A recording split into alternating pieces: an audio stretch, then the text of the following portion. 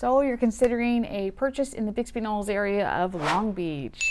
In today's video, we're going to jump into the computer, take a look at the map, give you an idea of proximity to the airport, to shopping, things like that. And if you stick around to the end, we'll also be looking at a market update and the census numbers for that particular area. All right, I look forward to going over all this great info with you, and we're getting to it right now.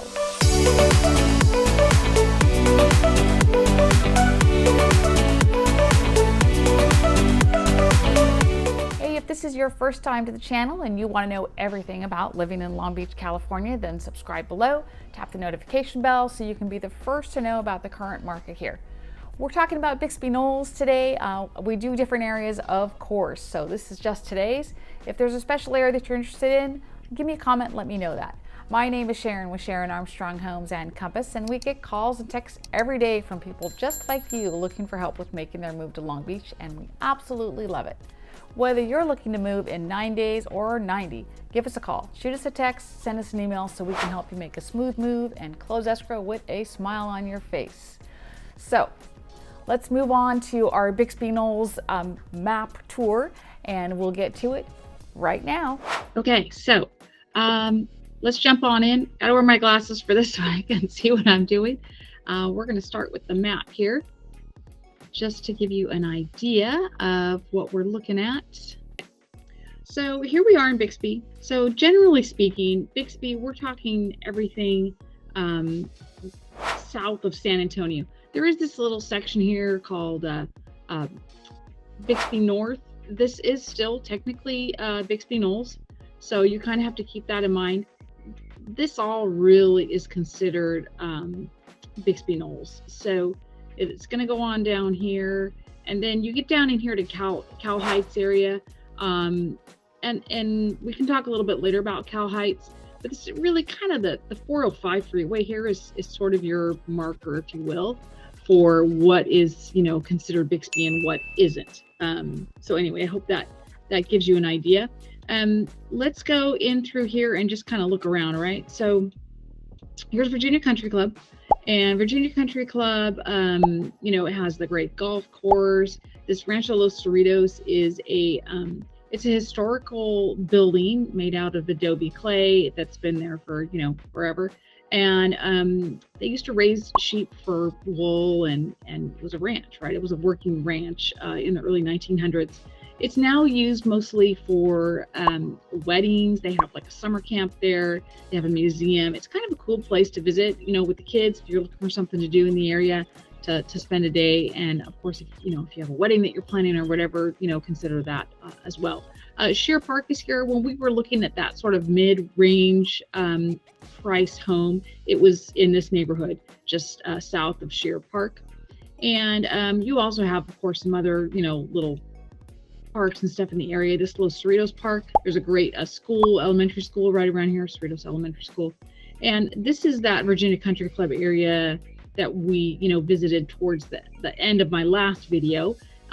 This is Country Club Drive here. So the houses, again, that are here, back up to the golf course. It's really, really beautiful. And you're going to have, some lovely homes there. Here's Pacific Avenue. We were on Pacific Avenue at one point where the palm trees were lining the street. It was kind of that larger street, but still was a residential street. And these homes in here are all just, really lovely Virginia Country Club area homes again.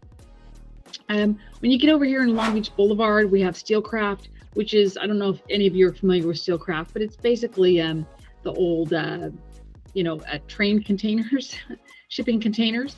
And they made restaurants and stuff out of them. So they're all kind of in one place. There's a coffee shop in there, a burger place, a taco place. It's kind of a fun little place to go. There's parking right behind it. It's easy to access, and a pretty popular, place to go there in Bixby Knolls. And we also have, some ice cream shops, this Long Beach Creamery. There's a Cold Stone on Atlantic. As you can see, there's lots and lots of stuff in here. A ramen place, you've got a vet, of course, Coffee Bean, and it's just really just tons of area of opportunity for you here. This Atlantic is really kind of the hub, if you will. There's stuff, of course, on Long Beach Boulevard. That's also, pretty busy and lots of stuff to do. But really, Atlantic, when you get to, these areas above Bixby, is really kind of where everything starts to happen. And you're going to have coffee shops and bars and restaurants and some really great places in here. So I do want to make note here as we zoom out a bit. This is Long Beach Airport, okay? So, and I know I mentioned this to you, but whenever you're considering a home purchase, you want to kind of go in a straight line, right? The planes take off in this direction. So when you're over here in Los Altos, you still can be in the line of, a flight path, but the planes 99% of the time are going in, so they're not accelerating. That's the point I'm trying to make. When you're living right here, it can be pretty loud, and the planes go, of course they have a curfew of 10 p.m., but they're going all day long. So keep that in mind, your proximity to the airport. Now, on the other hand, it's super convenient, right? Quick trip to the airport, and not far at all. Anybody familiar with Long Beach Airport, how convenient it is. There's flights all around the country. Of course, it's not a international airport, but they are really pretty good. They just did a remodel of their lobby. Everything looks great, and it's really a wonderful place to travel in and out of. So just keep in mind when you're talking about purchasing in Bixby Knolls, either you love the planes and you're going to enjoy being right underneath them, or you're going to hate it and you just need to be aware of it. Just keep that in mind. Now, that isn't to say that when you get up in here, it's not really going to make that big of a difference. They're so high up in the air at that point that it doesn't really matter. But everybody has different opinions on that. But just keep in mind when you're in this area that you are going to be in direct flight path. Okay. All right. So again, over here we've got Virginia Country Club area, beautiful homes, and then we also have some condos, guys. Down in here, there's some townhomes and some condos that are, really reasonably priced. And you've also got sort of some, just condo buildings up here in this Bixby North area. There's several condo buildings. There's also some apartment buildings, some townhomes, single family residences. It's kind of a mishmash, if you will, but, tons of opportunity for you there. And, like I said, if you're looking just to get into a condo, this area is a great place to be. You are close to, Atlantic, close to shopping. There's just some really lovely homes in this area on the other side of Orange. You're going to find more of that, mid-price, mid to upper for single family residences, and, definitely some opportunity there. We have another park here. Sunset Park is down here. You've got, grocery stores. You also have a Trader Joe's up in here, and Vaughn's. I mean, there's just really tons of stuff. And again, most everything is going to sort of, hinge around this Atlantic. Atlantic is really kind of the hub street for Bixby Knolls, and there's just some really terrific places to go in here. So you're really, to the airport, maybe 10-12 minute drive to the airport. The other thing I want to keep in at the top of our heads here is that you're really pretty close to the water. Okay, so it's not a far jaunt down here. If you were to take the streets, it's maybe 15-20 minutes tops, depending on traffic. So the beach is right here, and if you want to get down into Orange County, of course, Seal Beach, Huntington, Sunset, they're all right here. You can just jump on PCH here, take PCH all the way down. It's really not far, and a terrific opportunity and some option for a lot of people. So I hope that's been helpful. We're going to go ahead and go on over to take a look at the census info, and this is going to tell you some stats and demographics. So our population in Bixby Knolls is 31,481, so 31,000. And here's your number of housing units. That's everything. It's counting condos and apartments, rental, things like that.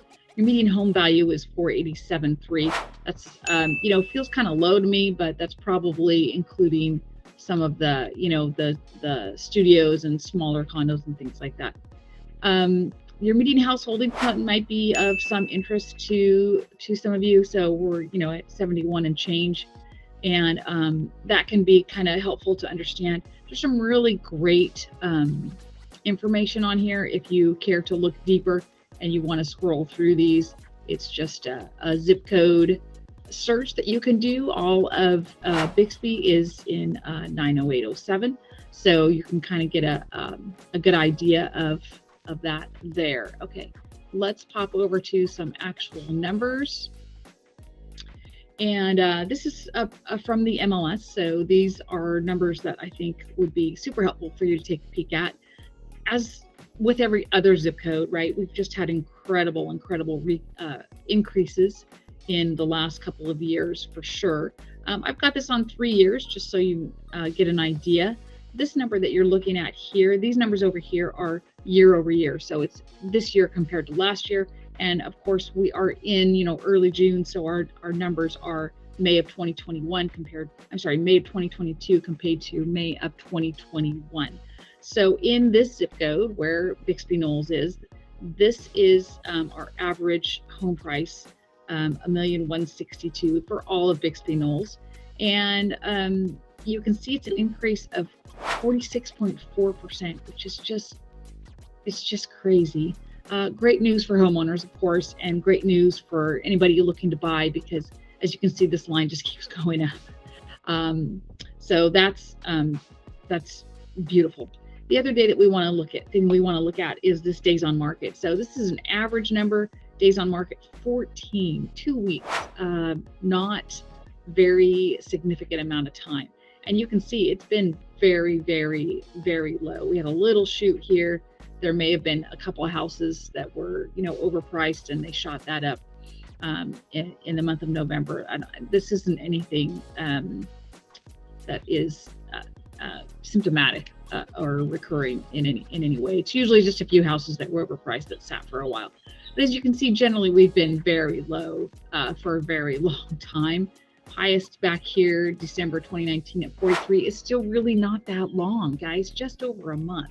So of course we had some houses that sat a little bit longer than that, but a significant number of them as well that were below. And then when we start getting into COVID, everything just went nuts.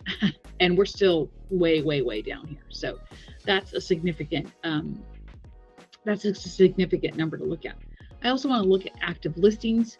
So we are basically flat. You see this 0.0. We're flat because in May of 2022, this last May, we were at 34.